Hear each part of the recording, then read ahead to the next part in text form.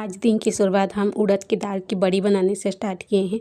तो इस दाल को हम रात में ही भिगो दिए थे। उसके बाद इसे सुबह हम अच्छे से धोकर इसका जितना भी छिलका रहता है उससे निकाल के इसे अच्छे से पिसवा लेते हैं। पिसवाने के बाद हम इसे हाथ से घुमाते हुए इसे अच्छे से फेंटते हैं। उसके बाद इस तरह से इसे छोटे छोटे लोई बना लेते हैं और इसे धूप में सुखा लेते हैं।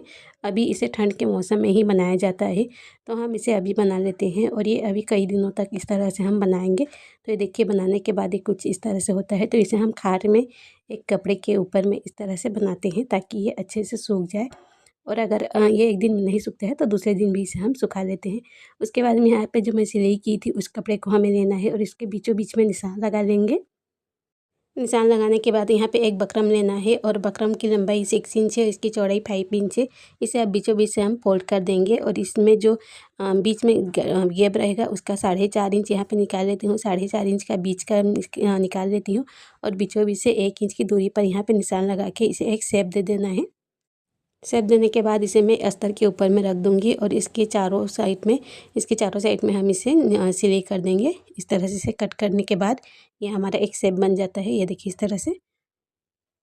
अब इसे हम सिलाई कर देंगे। सिलाई करने के बाद इसका जो बीच का हिस्सा है यहाँ पे अस्तर जो है, इस अस्तर को हम कट लगा लेंगे।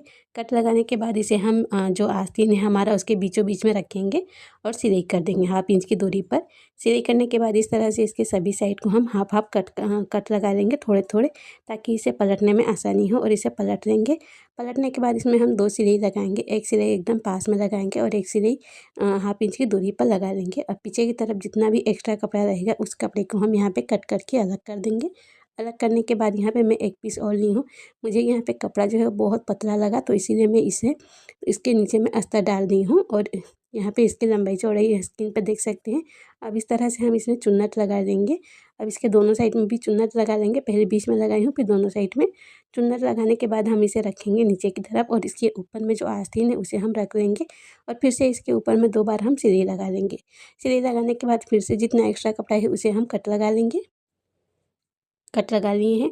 अब इस तरह से हम दोनों स्लीव को बना लेंगे और फिर हम ब्लाउज में इस तरह सिलाई कर लिए हैं। पीछे की तरफ हमने सिर्फ चुन्नट डालते हुए उसके बीच में हमने लेस लगाए थे और पीछे की तरफ इस तरह से हमने इसमें सिलाई कर दिए हैं। तो इस तरह से हमारा ब्लाउज डिजाइन बन गया है। अब जो स्लीव था इसमें हम मोती लगा लेंगे। मोती लगाने के बाद देखिए कितना प्यारा लग रहा है। जहाँ जहाँ पर ये चुन्नट था वहाँ वहाँ पर हमें मोती लगा ली हूँ। अगर आप चाहें तो इसके चारों साइड में लेस भी लगा सकते हैं और इस तरह से हमारा जो ब्लाउज है उसे आप रेडी कर सकते हैं, वो भी कम कपड़े में।